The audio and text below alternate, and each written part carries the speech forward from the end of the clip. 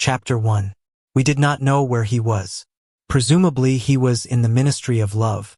But there was no way of ing certain. He was in a high-ceilinged windowless cell with walls of glittering white porcelain.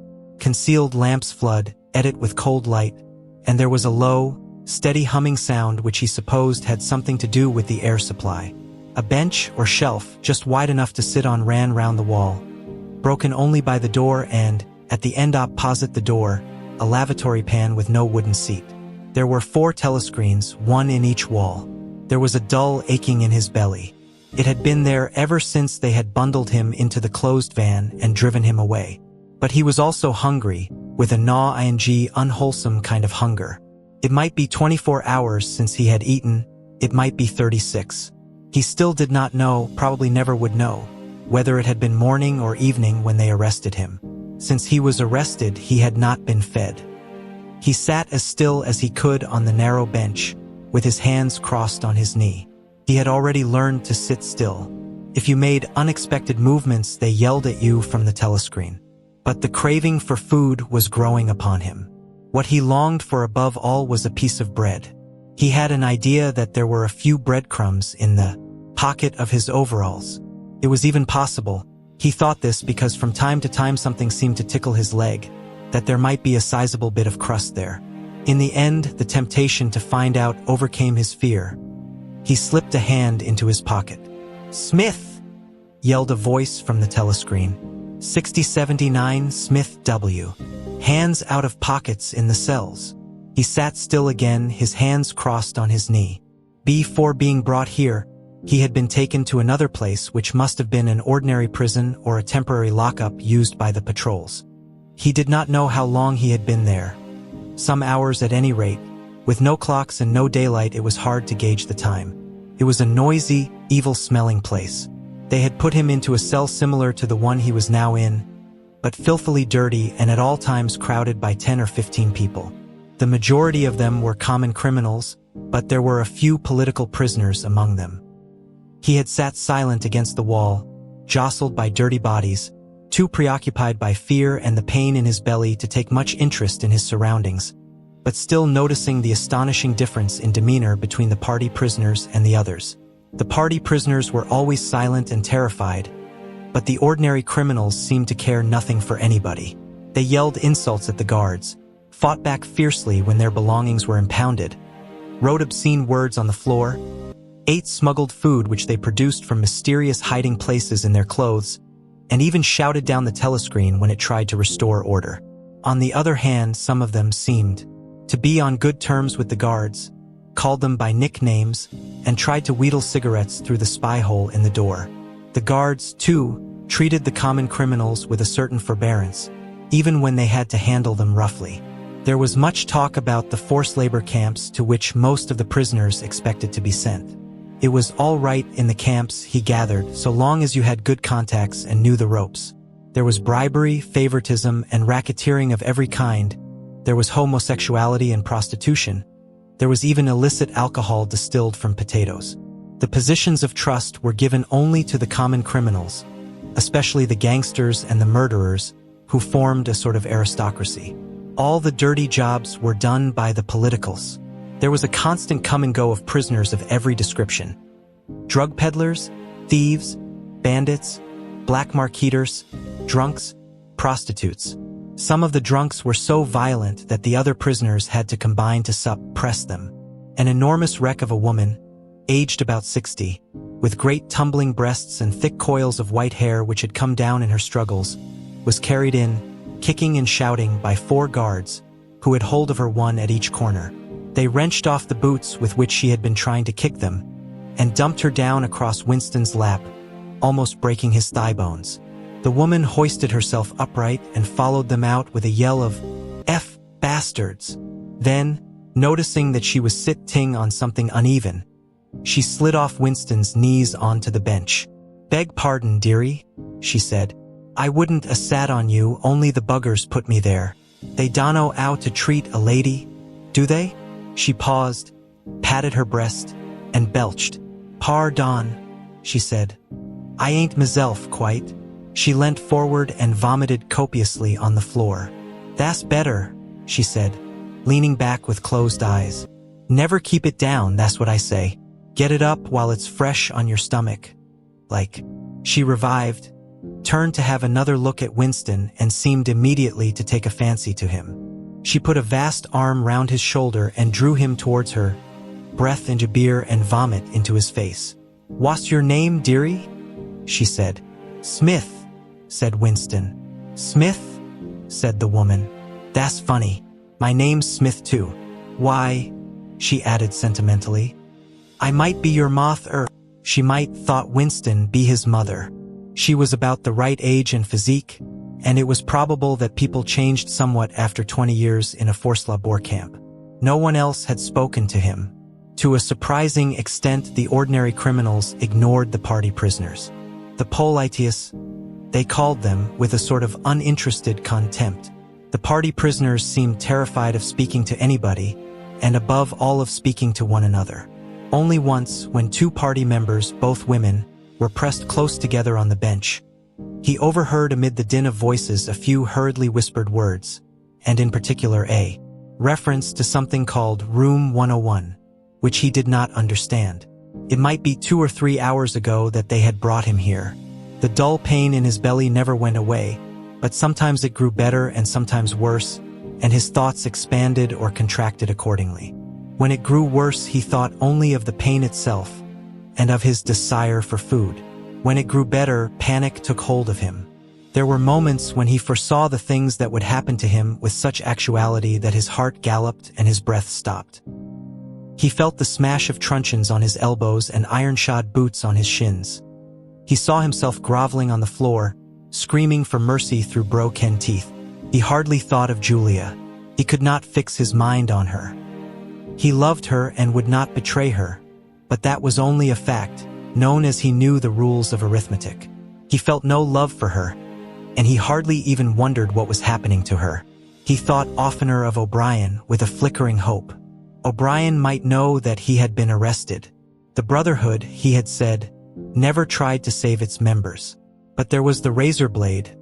They would send the razor blade if they could. There would be perhaps 5 seconds before the guard could rush into the cell. The blade would bite into him with a sort of burning coldness, and even the fingers that held it would be cut to the bone. Everything came back to his sick body, which shrank trembling from the smallest pain. He was not certain that he would use the razor blade even if he got the chance. It was more natural to exist from moment to moment, accepting another 10 minutes life even with the certainty that there was torture at the end of it. Sometimes he tried to calculate the number of porcelain bricks in the walls of the cell. It should have been easy, but he always lost count at some point or another. More often he wondered where he was, and what time of day it was. At one moment he felt certain that it was broad daylight outside, and at the next equally certain that it was pitch darkness. In this place, he knew instinctively, the lights would never be turned out. It was the place with no darkness. He saw now why O'Brien had seemed to recognize the illusion. In the Ministry of Love, there were no windows. His cell might be at the heart of the building or against its outer wall. It might be 10 floors below ground or 30 above it. He moved himself mentally from place to place, and tried to determine by the feeling of his body whether he was perched high in the air or buried deep underground. There was a sound of marching boots outside. The steel door opened with a clang. A young officer, a trim black uniformed figure who seemed to glitter all over with polished leather, and whose pale, straight-featured face was like a wax mask, stepped smartly through the doorway. He motioned to the guards outside to bring in the prisoner they were leading. The poet Ampleforth shambled into the cell. The door clanged shut again. Ampleforth made 1 or 2 uncertain movements from side to side, as though having some idea that there was an other door to go out of, and then began to wander up and down the cell. He had not yet noticed Winston's presence. His troubled eyes were gazing at the wall about a meter above the level of Winston's head. He was shoeless. Large, dirty toes were sticking out of the holes in his socks. He was also several days away from a shave. A scrubby beard covered his face to the cheekbones, giving him an air of ruffianism that went oddly with his large, weak frame and nervous movements. Winston roused himself a little from his lethargy. He must speak to Ampleforth, and risk the yell from the telescreen. It was even conceivable that Ampleforth was the bearer of the razor blade. "Ampleforth," he said. There was no yell from the telescreen. Ampleforth paused, mildly startled. His eyes focused themselves slowly on Winston. "Ah, Smith," he said. "You too. What are you in for?" "To tell you the truth." He sat down awkwardly on the bench opposite Winston. "There is only one offense, is there not?" he said. "And have you committed it?" "Apparently I have." He put a hand to his forehead and pressed his temples for a moment, as though trying to remember something. "These things happen," he began vaguely. "I have been able to recall one instance, a possible instance. It was an indiscretion, undoubtedly. We were producing a definitive edition of the poems of Kipling. I allowed the word God to remain at the end of a line. I could not help it," he added most indignantly, raising his face to look at Winston. It was impossible to change the line. The rhyme was rod. Do you realize that there are only 12 rhymes to rod in the entire language? For days I had racked my brains. There was no other rhyme. The expression on his face changed. The annoyance passed out of it, and for a moment he looked almost pleased. A sort of intellectual warmth. The joy of the pedant who has found out some useless fact shone through the dirt and scrubby hair. "Has it ever occurred to you," he said, "that the whole history of English poetry has been determined by the fact that the English language lacks rhymes?" No, that particular thought had never occurred to Winston. Nor, in the circumstances, did it strike him as very important or interesting. "Do you know what time of day it is?" he said. Ampleforth looked startled again. "I had hardly thought about it. They arrested me. It could be 2 days ago. Perhaps 3. His eyes flitted round the walls, as though he half expected to find a window somewhere. "There is no difference between night and day in this place. I do not see how one can calculate the time." They talked desultorily for some minutes.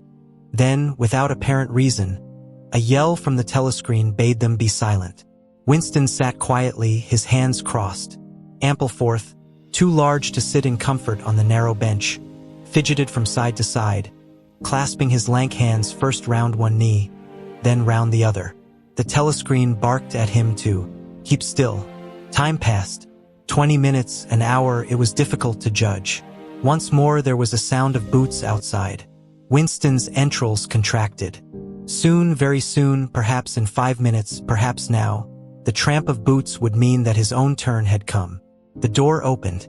The cold-faced young officer stepped into the cell. With a brief movement of the hand, he indicated Ampleforth. "Room 101, he said.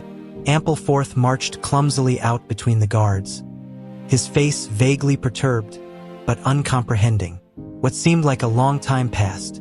The pain in Winston's belly had revived.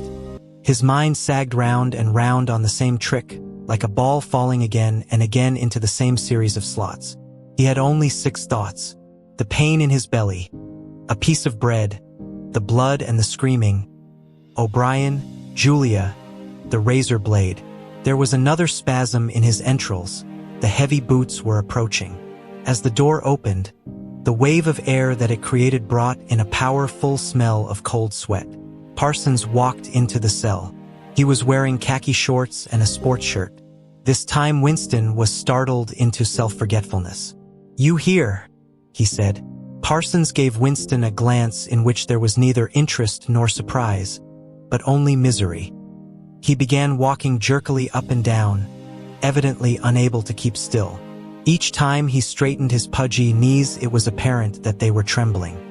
His eyes had a wide-open, staring look, as though he could not prevent himself from gazing at something in the middle distance. "What are you in for?" said Winston. "Thought crime," said Parsons, almost blubbering. The tone of his voice implied at once a complete admission of his guilt and a sort of incredulous horror that such a word could be applied to himself. He paused opposite Winston and began eagerly appealing to him. "You don't think they'll shoot me, do you, old chap? They don't shoot you if you haven't actually done anything. Only thoughts which you can't help. I know they give you a fair hearing. Oh, I trust them for that. They'll know my record, won't they? You know what kind of chap I was. Not a bad chap in my way. Not brainy, of course, but keen. I tried to do my best for the party, didn't I? I'll get off with 5 years, don't you think? Or even 10 years. A chap like me could make himself pretty useful in a labor camp. They wouldn't shoot me for going off the rails just once. Are you guilty? Said Winston. Of course I'm guilty, cried Parsons with a servile glance at the telescreen. You don't think the party would arrest an innocent man, do you? His frog-like face grew calmer and even took on a slightly sanctimonious expression. Thought crime is a dreadful thing, old man, he said sententiously. It's insidious, can get hold of you without your even knowing it. Do you know how it got hold of me? In my sleep. Yes, that's a fact. There I was, working away, trying to do my bit. Never knew I had any bad stuff in my mind at all. And then I started talking in my sleep. Do you know what they heard me saying? He sank his voice, like someone who is obliged for medical reasons to utter an obscenity. Down with Big Brother. Yes, I said that. Said it over and over again, it seems. Between you and me, old man, I'm glad they got me before it went any further. Do you know what I'm going to say to them when I go up before the tribunal? Thank you. I'm going to say, thank you for saving me before it was too late. Who denounced you? Said Winston. It was my little daughter, said Parsons with a sort of doleful pride. She listened at the keyhole, heard what I was saying, and nipped off to the patrols the very next day. Pretty smart for a nipper of 7. I don't bear her any grudge for it. In fact, I'm proud of her. It shows I brought her up in the right spirit anyway. He made a few more jerky movements up and down several times, casting a longing glance at the lavatory pan. Then he suddenly ripped down his shorts. Excuse me, old man, he said. I can't help it. It's the weight, ing. He plumped his large posterior into the lavatory pan. Winston covered his face with his hands. Smith! Yelled the voice from the telescreen. 6079 Smith W. Uncover your face. No faces covered in the cells. Winston uncovered his face. Parsons used the lavatory loudly and abundantly. It then turned out that the plug was defective and the cell stank abominably for hours afterwards. Parsons was removed. More prisoners came and went, mysteriously. A woman, was consigned to room 101, and Winston noticed, seemed to shrivel and turn a different color when she heard the words. A time came when, if it had been morning when he was brought here, it would be afternoon. Or if it had been afternoon, then it would be midnight. There were 6 prisoners in the cell, men and women. All sat very still. Opposite Winston there sat a man with a chinless, toothy face exactly like that of some large, harmless rodent. His fat, mottled cheeks were so pouched at the bottom that it was difficult not to believe that he had little stores of food tucked away there. His pale gray eyes flitted timorously from face to face and turned quickly away again when he caught anyone's eye. The door opened, and another prisoner was brought in whose appearance sent a momentary chill through Winston. He was a commonplace, mean-looking man who might have been an engineer or technician of some kind. But what was startling was the emaciation of his face. It was like a skull. Because of its thinness, the mouth and eyes looked disproportionately large, and the eyes seemed filled with a murderous, unappeasable hatred of somebody or something. The man sat down on the bench at a little distance from Winston. Winston did not look at him again, but the torment, skull-like face was as vivid in his mind as though it had been straight in front of his eyes. Suddenly he realized what was the matter. The man was dying of starvation.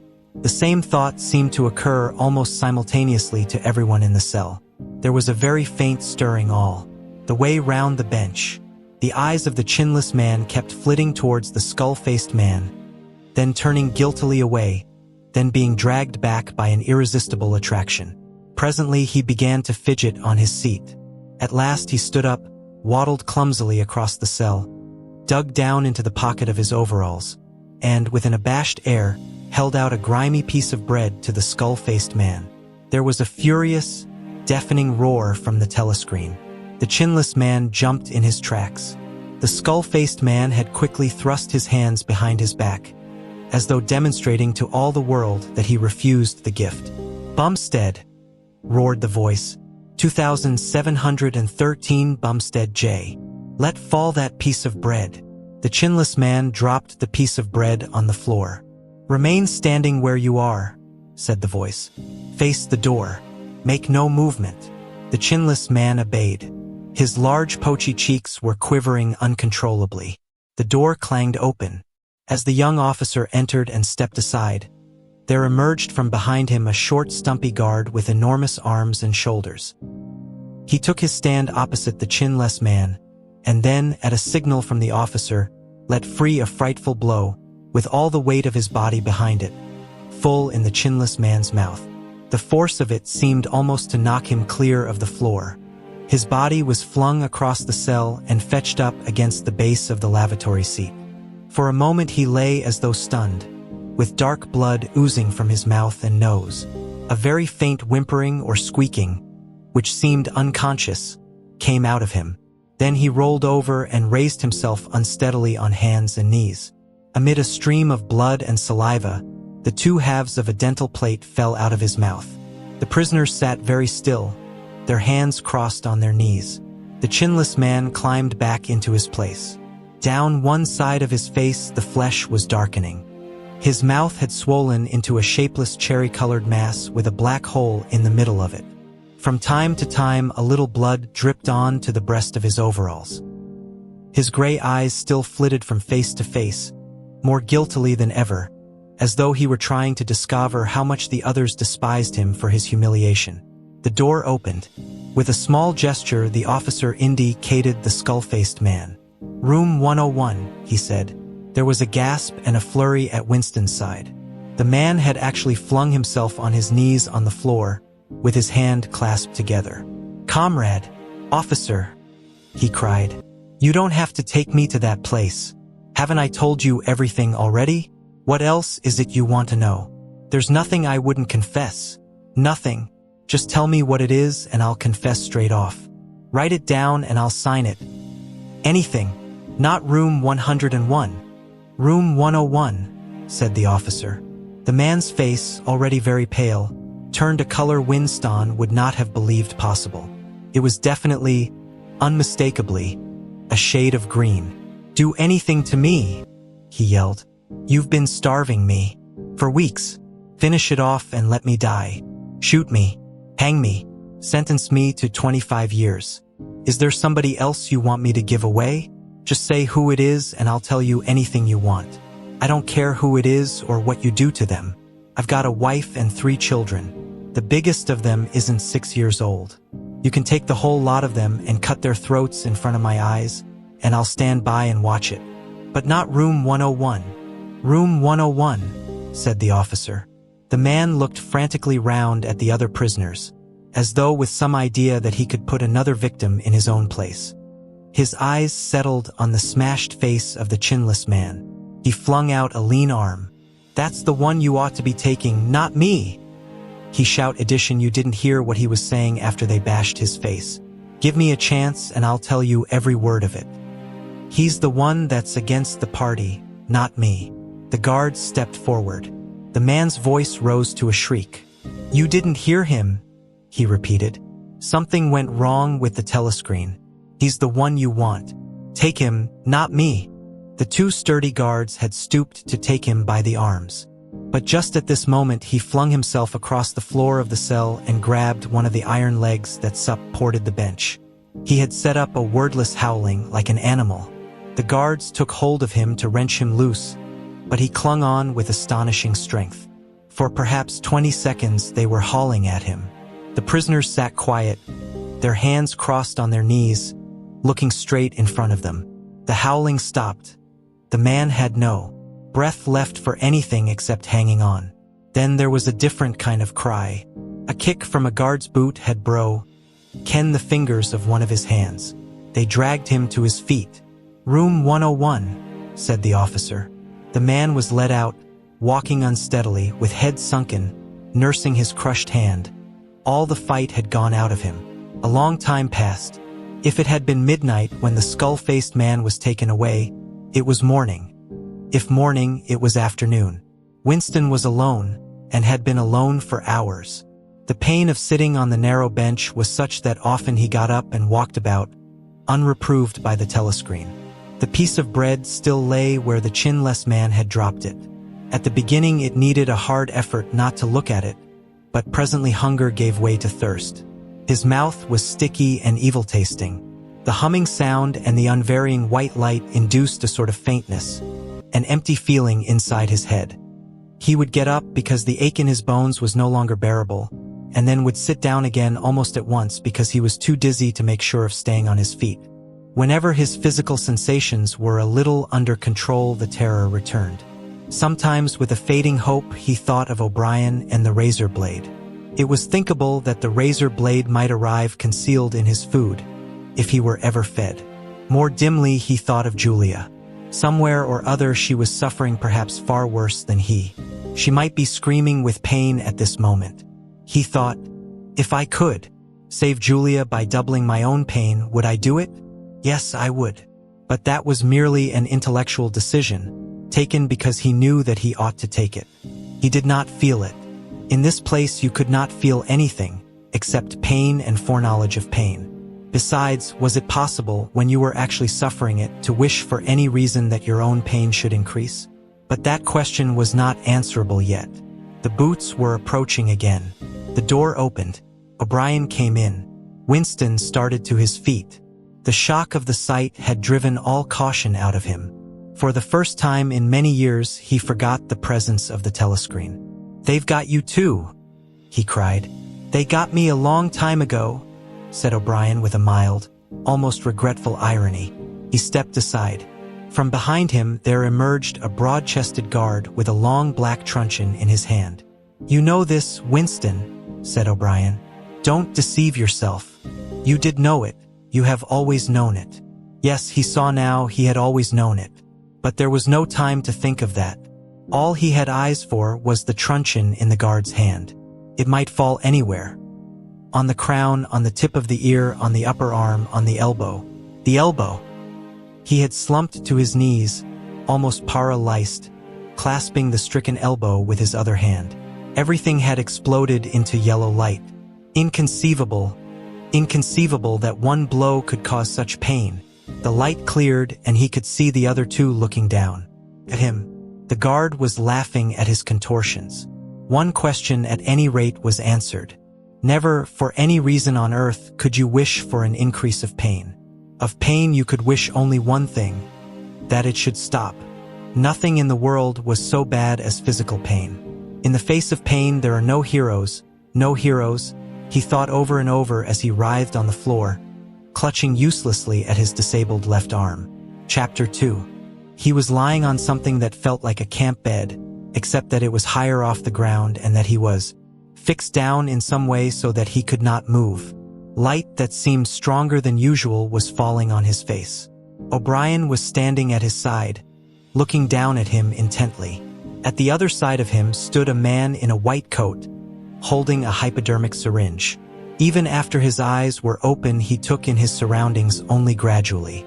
He had the impression of swimming up into this room from some quite different world, a sort of underwater world far beneath it. How long he had been down there he did not know. Since the moment when they arrested him, he had not seen darkness or daylight. Besides, his memories were not continuous. There had been times when consciousness, even the sort of consciousness that one has in sleep, had stopped dead and started again after a blank interval.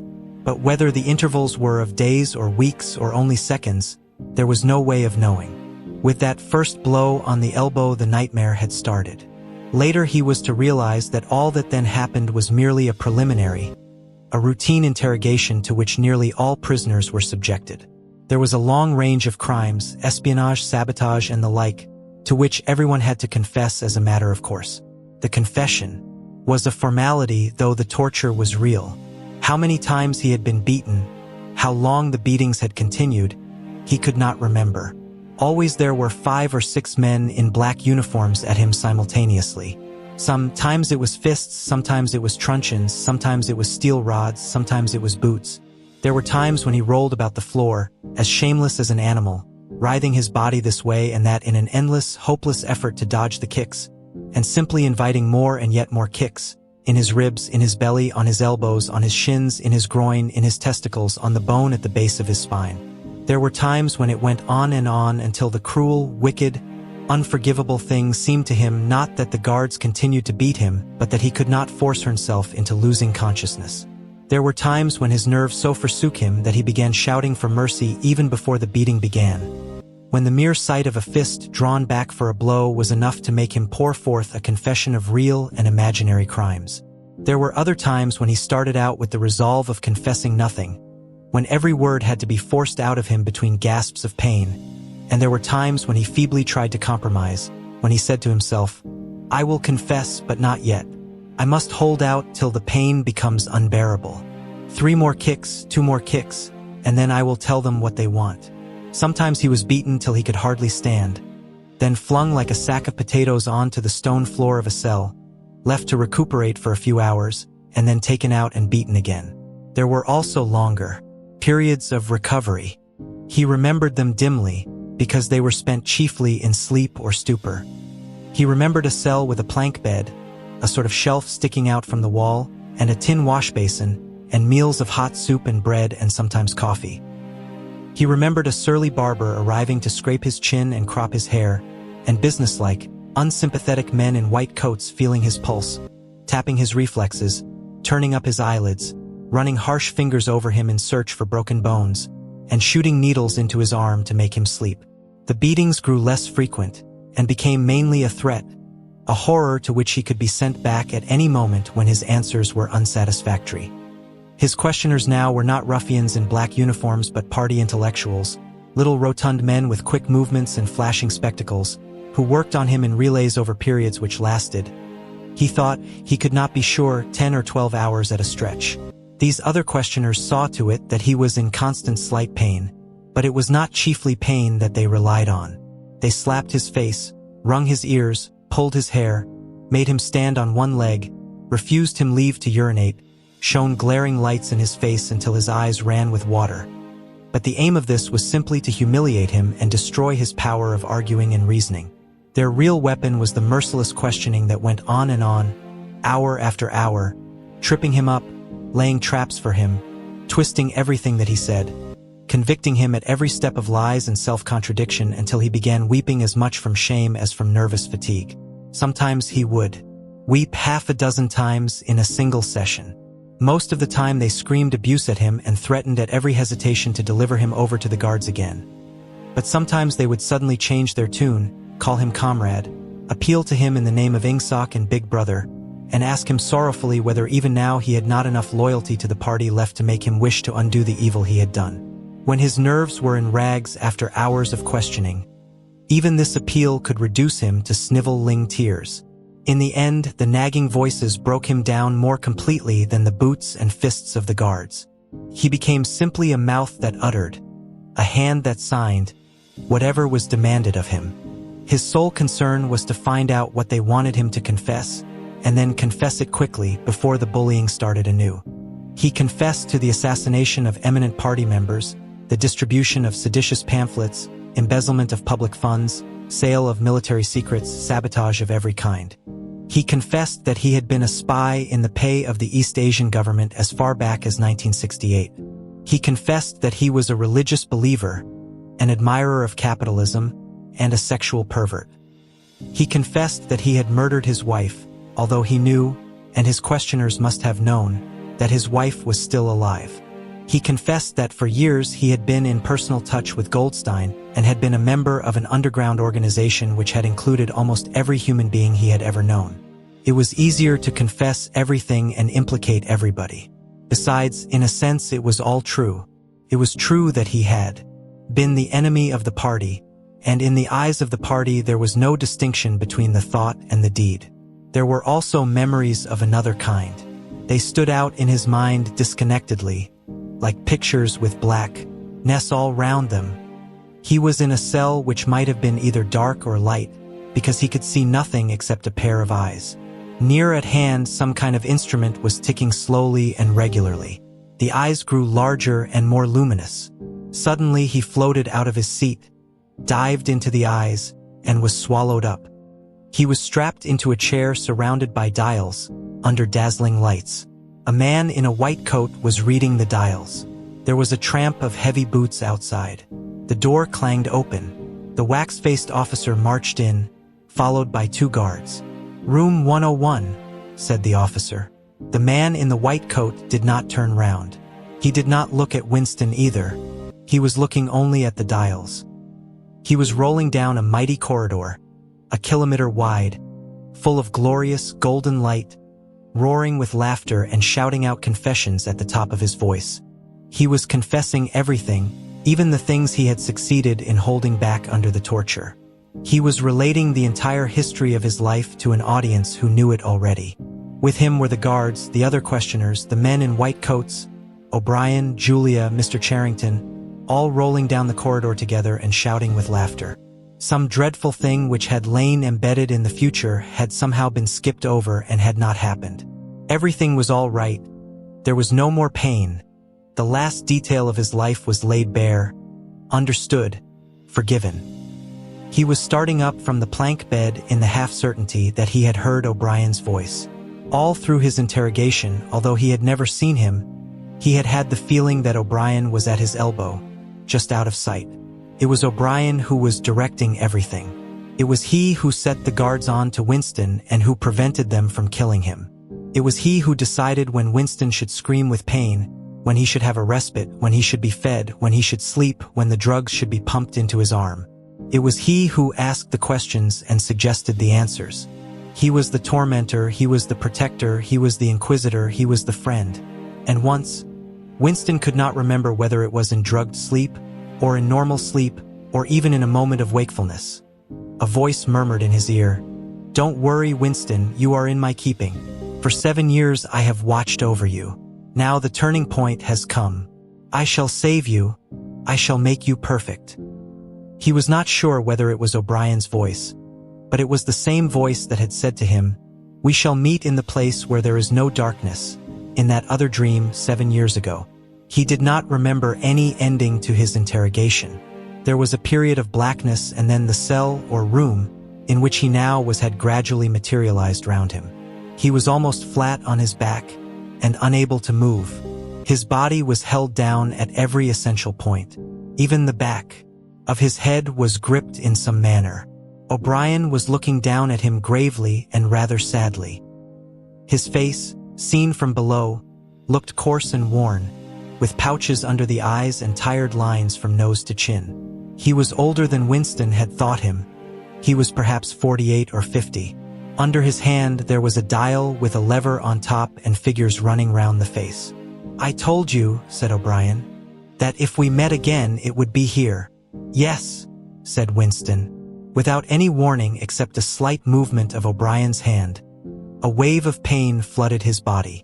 It was a frightening pain because he could not see what was happening, and he had the feeling that some mortal injury was being done to him.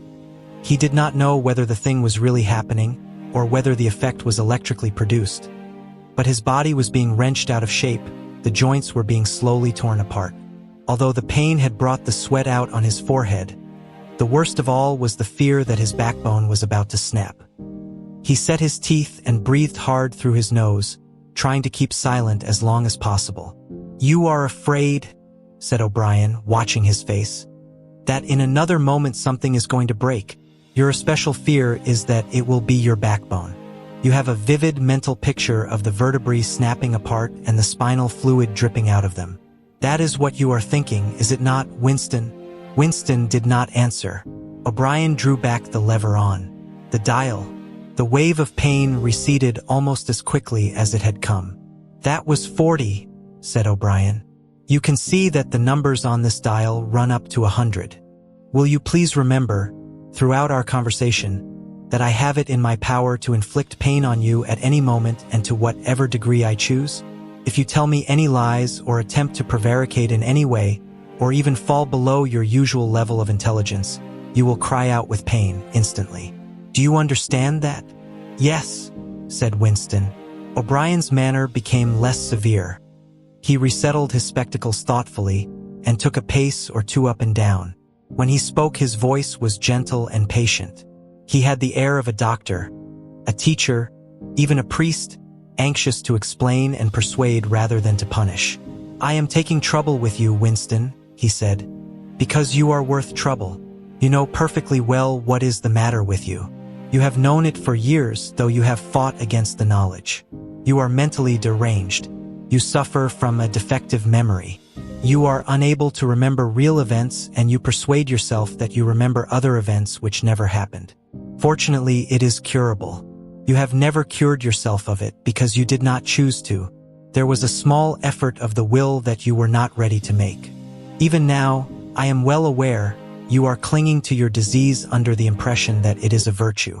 Now we will take an example. At this moment, which power is Oceania at war with?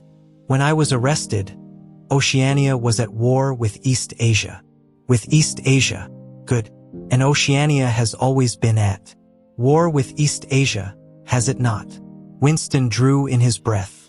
He opened his mouth to speak and then did not speak. He could not take his eyes away from the dial. "The truth, please, Winston. Your truth. Tell me what you think you remember." "I remember that, until only a week before I was arrested, we were not at war with East Asia at all. We were in alliance with them. The war was against Eurasia. That had lasted for 4 years. Before that," O'Brien stopped him with a movement of the hand. "Another example," he said. "Some years ago you had a very serious delusion indeed.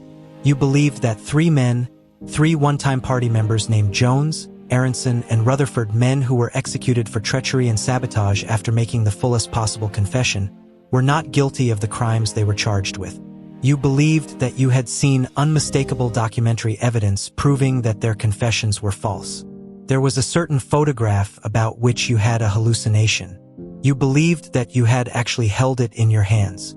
It was a photograph something like this. An oblong slip of newspaper had appeared between O'Brien's fingers. For perhaps 5 seconds it was within the angle of Winston's vision. It was a photograph, and there was no question of its identity. It was the photograph.